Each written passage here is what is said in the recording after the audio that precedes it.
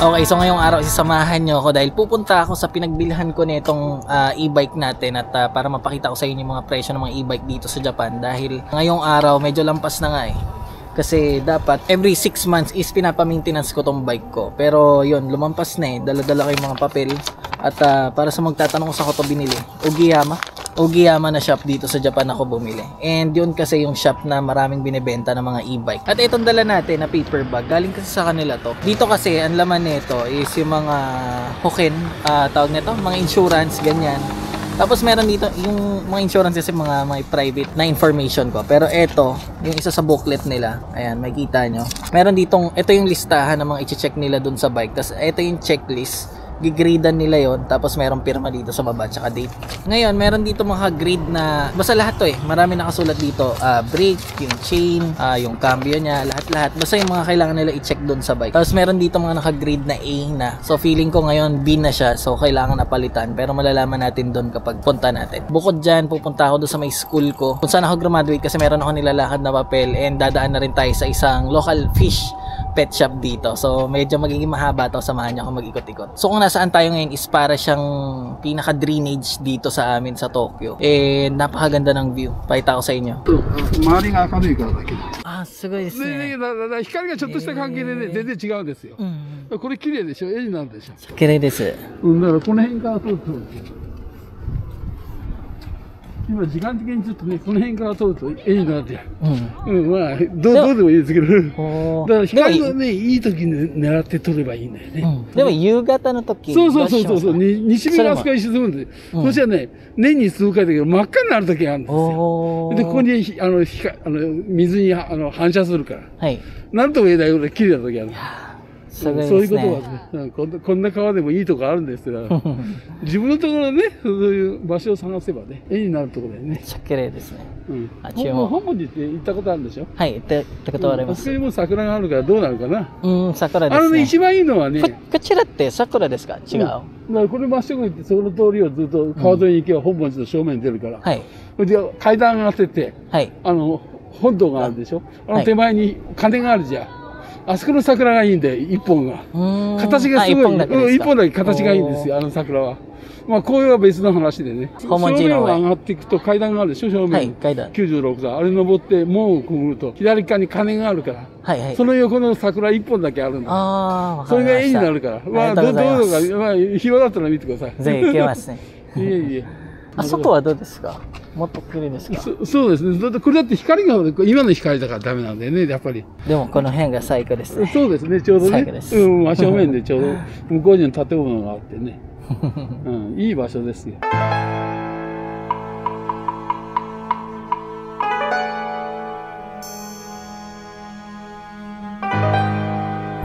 So, ang daming kinuwento sa akin nung hapon tungkol dito sa lugar na to. At mukhang taga dito siya. Tapos nagpakita siya sa akin ng mga picture. Ang dami niya sinabi, hindi ko naiintindihan. Konti lang. Sa haba ng kwento niya, siguro mga kalahati lang naiintindihan ko. Sabihin natin mga 40%. Sobrang bilis na ni Hongo. Di niya yata alam na hindi ako hapon. Pero siguro nalaman niya na dahan-dahan nung kausap niya ako. Pero naiintindihan ko naman kasi. Nasusundan ko ng konti yung kinikwento niya. Hindi ko in-expect yan ha. Pero bihira yun. Bihira yung mga friendly dito na medyo may age na kasi madalas magagalitin yung mga ganyan. Pero nakakatuwa. At meron tayo nakakwentuhan dito.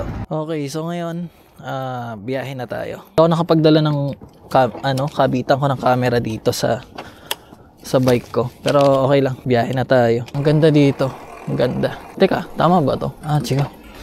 Pakabila pala ako. Maganda sana tumira dito kasi ganito yung view mo araw-araw. Problema, yung pinakita sa atin doon kanina ni Lolo. Dito ba talaga ako? Teka lang, check na ako ng map. Yung pinakita sa akin kanina ni Lolo na nangyari dito nung bumabagyo nung nakaraan. Meron siyang video nung bumabagyo nung nakaraan. Tapos grabe ang taas ng tubig doon sa nakita yung doon kanina yung pinuntahan natin na parang kanal. Halos umapaw na ang lalim nun. Okay, so first stop muna natin is doon sa school ko kasi meron akong kailangan ng dali ng mga papel doon. And yun, pakita ko na sa inyo yung itsura sa labas lang syempre hindi ko kayo pwede isama doon sa loob. Medyo malapit na tayo. Naalala ko na nag-aaral ako, araw-araw ako nagbabike dito. Naabot ako mula doon sa bahay namin, parang 30 minutes talaga siya, pero pagka malilate na ako, kaya ko siya ng 20 minutes. Kahit umuulan, kahit bumabagyo. Kasi dito, parang wala akong naalala na nag-cancel ng pasok dahil sa ulan. Parang wala akong naalalang ganun. Well, hindi rin naman kasi bumabaha dito siguro. Kaya ganun. Pero yun, wala akong naalala na nag-cancel yung school namin dahil sa ulan. Medyo malapit na tayo. Ang lamig. May dala naman akong gloves dito. Kung sakaling sumasakit na yung kamay ko. Pero kaya pa naman. Tsaka may araw pa eh. Pero kung gabi, palagay ko kailangan talaga naka-gloves na tayo. Masasaktuhan ko pa yung oras ng pasok kasi 12:40. Parang ang pasok ko noon 1, parang 1:15 to be exact. Pero dapat 1, at least nandun ka na sa classroom. Kasi ito mga estudyante to. Mga estudyante to dun sa amin. Mga foreigner din eh. Ayan. Mga estudyante yun. Kasi dito lahat naglalakad, dumadaan. Kasi nandun yung papunta naman sa station. Kung saan ka sasakay ng train. Nakakamiss rin minsan tong school life eh. Pero pag naalala ko yun, pagod talaga eh. Kasi nagtatrabaho rin ako nun, hindi naman pwedeng hindi. O ayan, ito na yung school ko.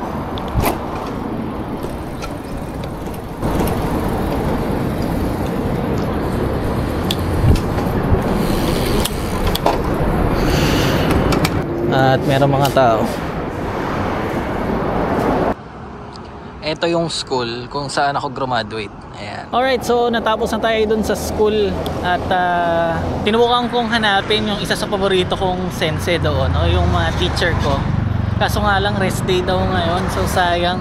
Kasi ngayon, mayroon akong isang teacher noon din na lalaki. Paborito ko yon kasi lagi ko siya nakakwentuhan. Tapos kung ano nangyayari sa buhay ko is alam niya. Tapos sa harap ako lagi umuupo kasi nung nag-aaral ako. Ganun ako para makapag-focus sa pag-aaral. Doon ako sa pinakaharap. Yun, sayang. Excited sana ako makita siya ngayon. Kasi ngayon, kaya ko na magsalita. Kaya ko nang mas makapagkwentuhan sa kanya. Kaso nga lang, wala. Yasami daw. So ngayon punta na tayo doon sa binilihan ko na itong bike para magpa-maintenance. Okay, so dito na tayo. Pa-maintenance na natin. Foreigner din yung gumagawa dito eh. Kasi itong papel, nabasa natin. Parang gusto ko na rin papalitan yung preno nito eh. Kasi medyo mahina na. O tara. Konnichiwa. Maintenance de onegai shimasu. はい。1年点検ですか1年半年かな。1年半ですね。うん。あと、なんか、後ろのブレーキちょっと弱いので、これ変わります？まだ大丈夫ですか？まだちょっと大丈夫と思います。はい。前のは変えた方がいいですね。これ結構減ってるから、交換で。交換しないとリムが削れちゃうんですよ。あ、わかりました。じゃあ交換しますね。はい。それっていくらぐらいですか？それ交換でだいたい30年ぐらいかかると思います。3000円。は前だけね。い。前だけ。でまだ後ろの違うと出たからで両方変えた方がいいと思います。はい。こちらも減ってるから。じゃあお願いします。チェーンの周りで、油させた方がいいです。お名前と電話番号。はい。So, fill up lang muna tayo ng address natin, pati pangalan. Tapos demo bango daw. Saan ba ilalagay? Demo bangoってここ？あ、そうですね。はい。それで1200円ぐらいかかりますね。1200円。でもきれいにします？きれい。これチェーンを一回きれいに掃除して、あと油さすんで、これは、これ、後ろのギアじゃなくてチェーンだけきれいに掃除して油さすんだから1200円かかりますね。じゃあそれはお願いしますね。はい。破れたからどうするんですかこれ？変えた方がいいと思いますね。これ。まあそうだね。でもまだ大丈夫ですね。まだ大丈夫です。はい。時間かかりますんで、2時半ぐらいかな。2時半。1時間半ぐらいか。なんかこれ販売してるやつ見せてもらえます？はい。今同じのはない。じゃあそのままで。はい。じゃあまた来ますね。ありがとうございます。2時半。ありがとうございます。Ngayon silipin natin yung mga presyo. Ito 158,000 yen. Ayan. Di battery rin siya. Lahat to e-bike. Maliliit lang yung version na to. 137,000. Ayan. Ito yung isa sa pinagpilian ko dati, 144,000. Naiwan pa yung susi. Hindi, nakaiwan pala talaga.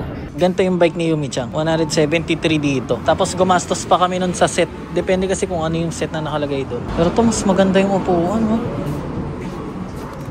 Mas maganda yung upuan ng bata. Pero wala nga lang siyang cover. Kasi yung sa amin kay Yukito, buong cover. Kaya may mga inad pa kami sa presyo. Ayan, ganito yun kay Yumi-chan.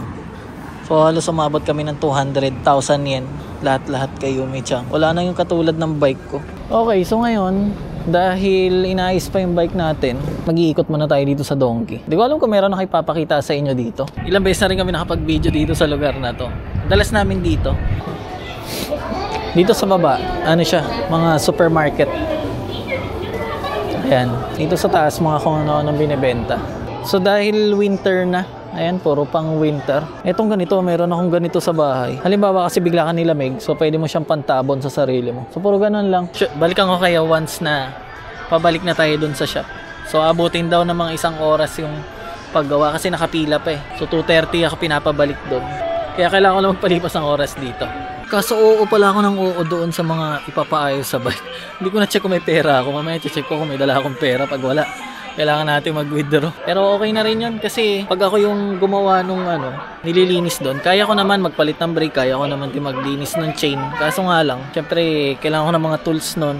At saka mas maganda sila na gumawa. Then yung the rest na mga i-check nila doon is wala namang bayad. Ang kailangan ko lang bayaran doon is yung service nung papalinis natin yung chain. Then yun, papalitan yung mga brakes. Yun yung kailangan bayaran. Naisipan ko muna kumain dito sa Burger King. Order lang tayo. Dine in. Kasi 1 oras pa yung aantayin natin Pero spicy na lang tayo. Coke or hindi kasi ako nagsa soft drinks Pero parang gusto mag soft drinks ngayon. Okay na to. Credit card. Card na lang tayo. Yes, okay. Dito tayo. Sakto talaga pang solo tong upuan na to. So sinakto ko na nga ang weekdays para hindi masyado maraming tao dun yung pila sa bike. Pero meron pa rin talaga. Paano din yung order natin? Teka lang. Nakakatuwa talaga tong camera na to. Ayan, dito ko nakikita yung nakukuhaan habang nasa dibdib ko siya. So, nagiging paborito ko na talaga tong DJI Nano.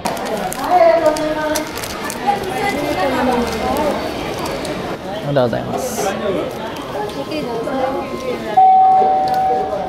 Alright.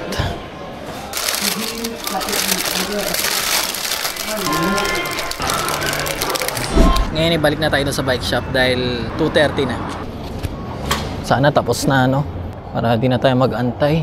Naglaro-laro na nga lang muna ako ng cellphone ko dun Pasok muna tayo dito sa loob. Yung mga binibenta nila nandito lang sa labas. Ayan.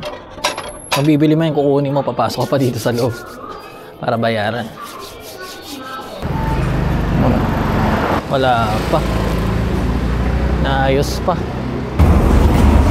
Makikita natin nandun pa yung bike natin nakasalang. Ayan napaikot-ikot niya yung gulong. So ayoko naman tumambay dun sa may bike store para mag-antay doon sa ginagawa. Kasi mamaya pag nandun ako, ma-pressure siya tapos madaliin niya yung ginagawa niya So bumalik lang muna tayo dito. Tingin-tingin lang ulit, window shopping. And eto, mga pang summer, naka-sale na. Ayan 1.5. Ito yung ganito yung sinusuot ko. Ayan, yung mga jacket pang pang summer. Yung may UV cut siya. Tapos, ayan nakita nyo. Etong tela nito, pag nahanginan, lumalamig. Pang summer siya. So, ayan, ang presyo nyo ngayon is 1,650 na lang. Ito yung original price, 3,000. Taki 3,000 talaga itong mga ganito. Pati yung binili ko.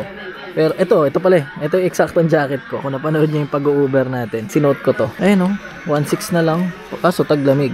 Kung bibilin mo to ngayon, makakamura ka ng 50%. Ang problema, 1 taon mo siyang itatabi bago mo siya masusuot. Tapos kung kailan susuotin mo na hindi mo na makita. Ilang beses na nangyari sa akin yan. Bumili ako na naka-sale ng winter pang summer. Pagdating ng summer, hindi ko na mahanap kung saan ko na ilagay. Kung gusto mo lang makatipid, lalo na kung galing kang Pinas, nagbakasyon ka dito ng taglamig, naka-sale na yung mga pang summer dito. Mas makakamura ka. Syempre sa atin sa Pinas, pang summer yung sinusuot natin palagi, di ba? Dahil nga mainit. So magandang hack din yun So 3 minutes before 3 PM. So sobrang malaki na yung pasobra natin. Sana tapos na. Makauwi na ako. Ay, pupunta pa pala tayo sa isang fish pet shop Kasi yung iba sa mga nanonood dito, alam nyo naman na hobby ko yan. So, pakita ko na rin sa inyo yung isa sa binibilhan ko dito sa amin. Local fish pet shop. Ayun, linis na ng bike. Ote mas. Ay.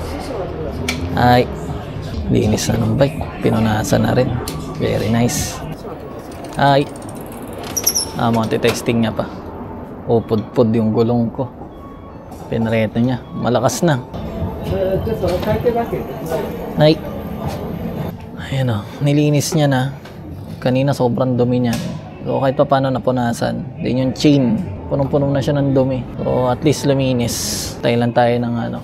Kung magkano lahat natin. Kung magkano babayaran natin ngayon. Ay.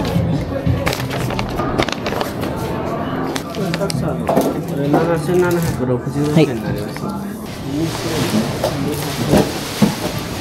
Ayaw ko tayo masta. これのハンドル型すごいカタカタカタカタカタあるからそれも直しましたんで。ありがとうございます。はい。ありがとうございました。So malakas daw yung alog nitong sa may manubela ko. Pero hinigpitan niya na. So yun ang maganda pag nagpapa-maintenance eh. Nache-check siya lahat. Alright, so ngayon. Mula dito kung nasaan tayo ngayon is 9 minutes ako magbabike papunta doon sa pet shop. Let's go! Sobrang babaw na nung preno ko. Talagang onting ganun lang oh. Tuwing nagpapa-maintenance ako, ganito ka babaw talaga yung preno. Pero gusto ko sana at least mga kalahati. Pero nakasagad eh, nakasagad lahat eh, pati parang pang-adjust niya. Pero okay lang, lalalim rin naman to katagalan habang ginagamit.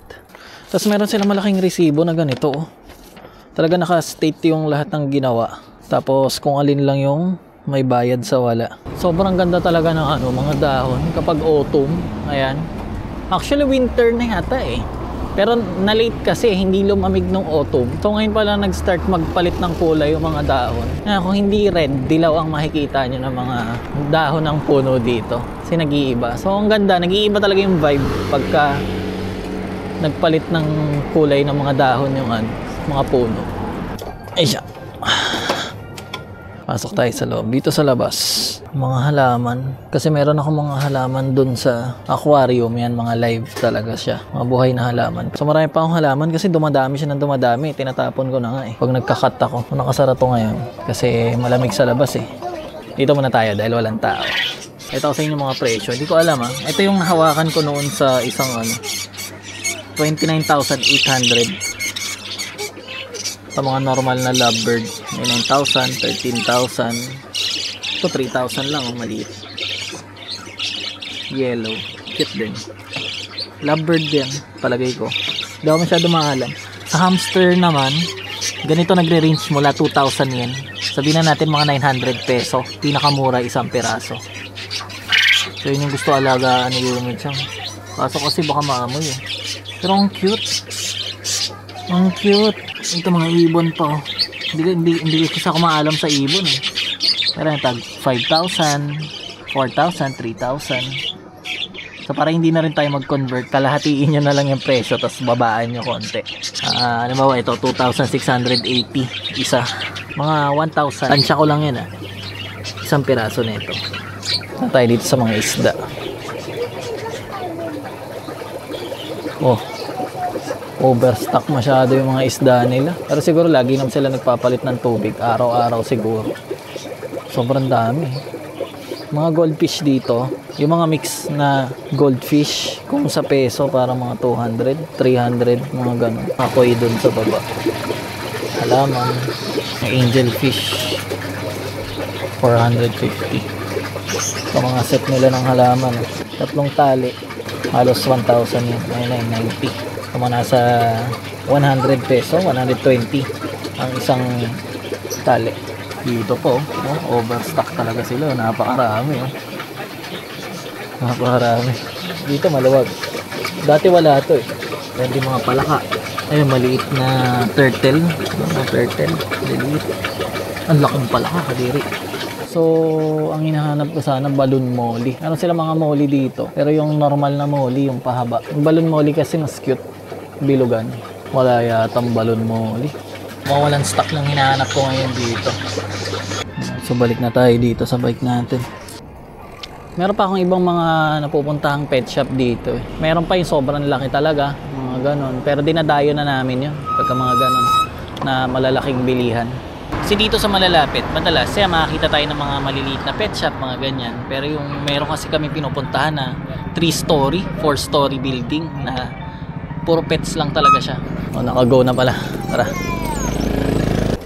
Nakakatuwa dumaan dito sa tunnel na to, yo. Hataw ka eh. Gosh.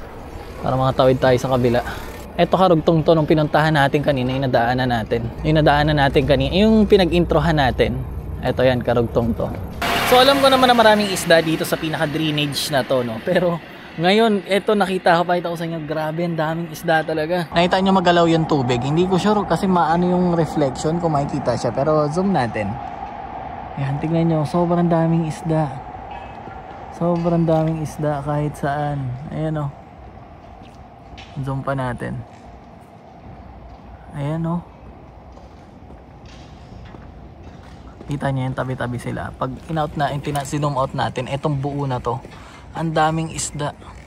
Pag umilalim kasi hindi na natin nakikita eh. Pero may malalaki talaga. Parang siguro sa tansya ko yung pinakamalaki na nakita ko ngayon.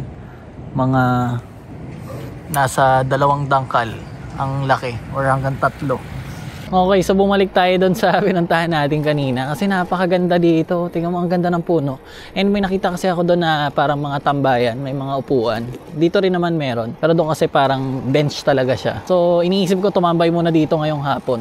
Dito muna ako. Ang ganda kasi, ang ganda. Lalo sa personal kung makikita nyo. Simpleng lugar lang to dito Pero astig. Ito na yung eksaktong pwesto ko kanina. Dito ulit tayo ngayon. Right, so yun, maraming salamat sa pagsama sa akin ngayong araw, no. Dito lang muna ako, tambay lang muna ako kasi ang ganda ng sunset tingnan dito. And yun, maraming salamat sa pagsama ngayong araw. At sana kahit paano na-enjoy nyo yung video natin. Kita-kits ulit tayo sa susunod na video.